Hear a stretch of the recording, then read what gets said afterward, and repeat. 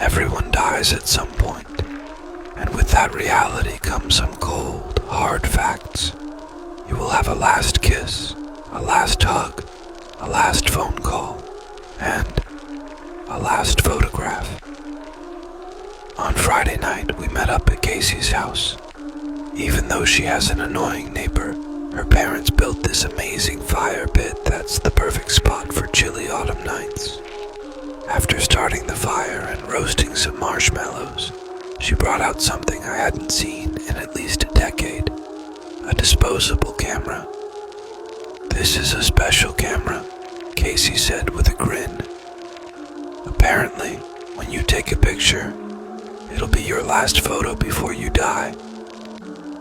I sat there, trying to digest what she was saying. "You mean, the camera kills you?" "Yeah, like that one Goosebumps book," Brady replied. "Say cheese and die." "Oh my gosh, I loved that one," Maribel said, grinning. No, that's not what I mean." Casey held her hands up, clearly annoyed that we didn't get it. "Everyone has a last photo before they die. Like, for example, my grandpa, 3 days before he passed away, he went on a fishing trip. The last photo on that trip is the last photo that was ever taken of him."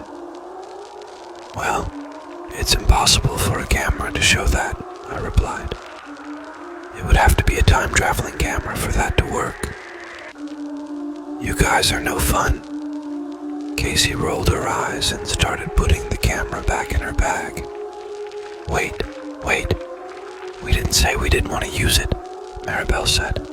"Yeah, it could be fun," I added. A wicked smile flashed on Casey's lips. "Okay, good. Who wants to be the first?" Brady raised his hand. "I'll go." That was Brady for you. Never missed a chance to impress the girls. He stood up, his face lit by the roaring fire. "Where should I stand?" "The lighting's kinda harsh. Maybe by that tree." Brady walked several feet away from the fire and stood next to the tree. Then he leaned against it, crossed his arms, and raised an eyebrow. Casey raised the camera to her face. 3, 2, 1, cheese. Click. White light flashed across the dark backyard. Brady stepped away from the tree, grinning. "Okay, who's next?" Casey asked. "I'll go," Maribel said. She pushed her glasses up her nose and stood next to the tree somewhat awkwardly. Casey lifted the camera to her face again and took a photo. Click. The ratcheting sound of her rewinding the film filled the air. "Okay, Benny, your turn," she said, shooting me a smile. I walked over to the tree, took off my baseball cap, and waited. Casey lifted the camera to her face, then frowned. "Can't you smile?" "Nope." "Ugh, fine." Click. She rewound the film and handed the camera to me.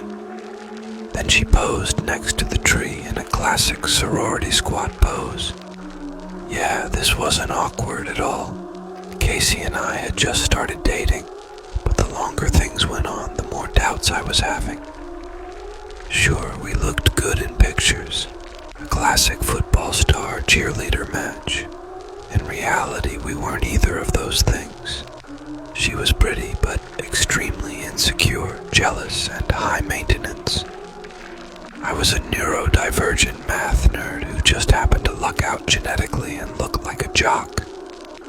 I stared at her through the viewfinder, her form slightly distorted. Click. "Hey, you didn't count down," she whined. "What? You were posing?" "I want to know exactly when the photo is being taken, that's all." "Okay, sure." I rewound the camera and handed it back to her. She sidled up next to me and lowered her voice. "Hey, when Brady and Maribel leave, you want to stay a little bit after?" "Oh, I don't know.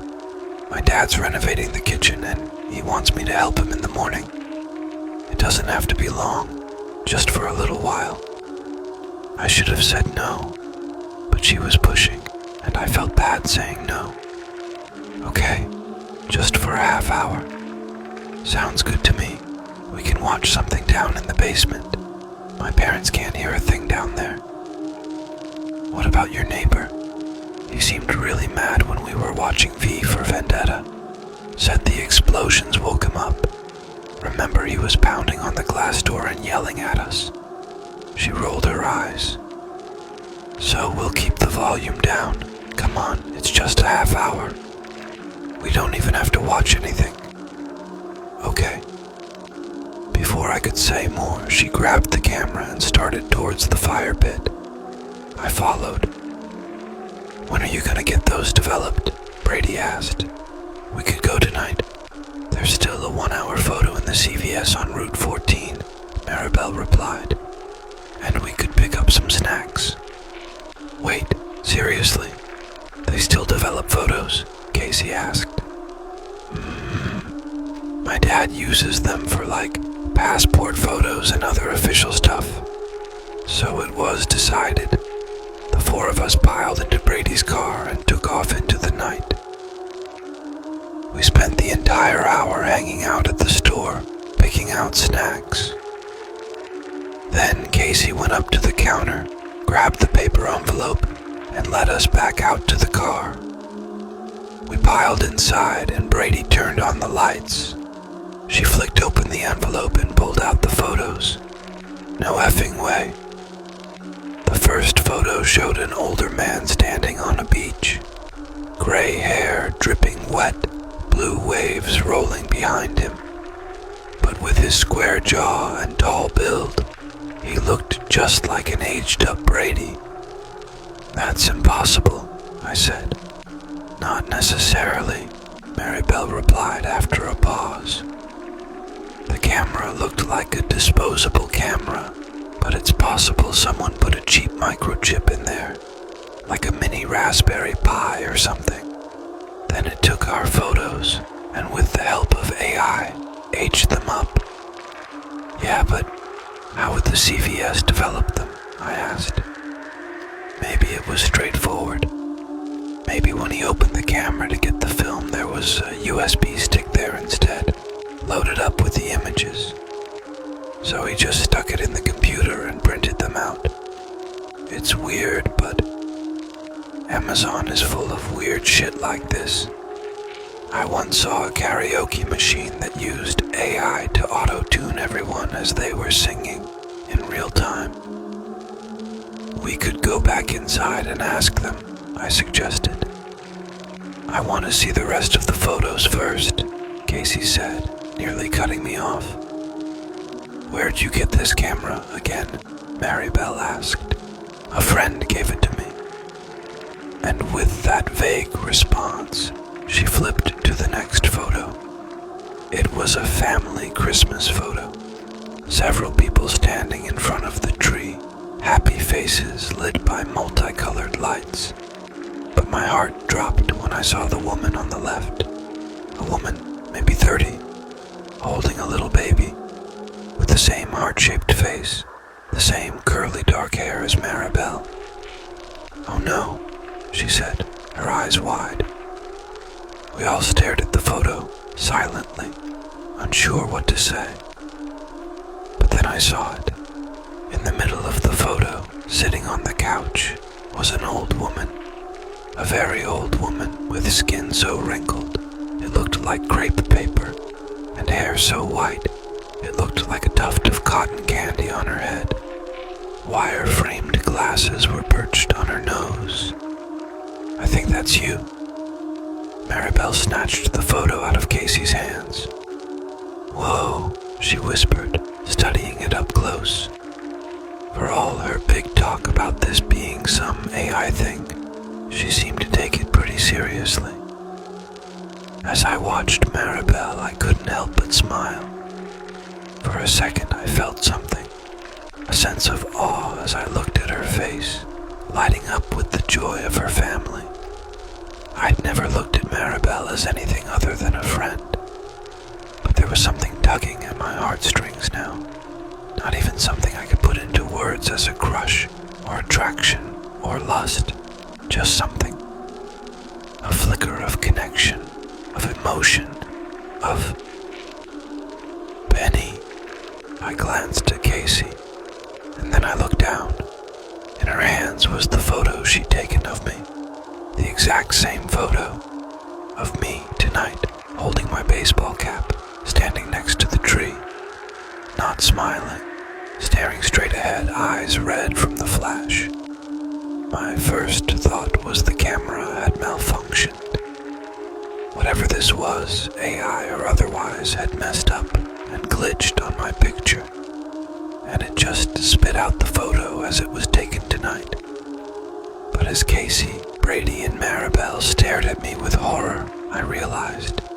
So it's saying, the picture you took of me tonight is the last picture of me alive. I guess so, Casey said. The silence pressed in.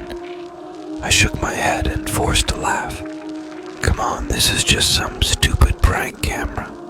Like Maribel said, it's some AI thing. Maybe it even purposely skips some people to scare them. None of them were laughing. Okay, come on, let's look at Casey's. I plucked my photo from the stack and froze. Casey was sitting on the floor of someone's basement. Her hands were tied to a metal support pole with thick rope. A strip of duct tape had been placed over her mouth. The left side of her head was matted with blood, and a thin trail dripped down the side of her face. Her blue eyes were wide with fear, and looking straight at whoever was taking the photo. This is some sick prank, Brady muttered, his voice low with anger. Casey just sat there, frozen. Let's go home, Maribel said. Forget about all this stuff. It's just a prank, like Brady said. But Casey didn't move. She just sat there, the photo shaking in her hands, her blue eyes wide with fear. What's wrong? Maribel asked, softly. The basement, she said, finally, pointing at the photo. I recognize it. My dad and I went over there one time when he needed help with the fuse box, and I thought he was annoying, but I never... Casey, whose basement is it? I asked. She looked up at me, her eyes wide. My neighbor's.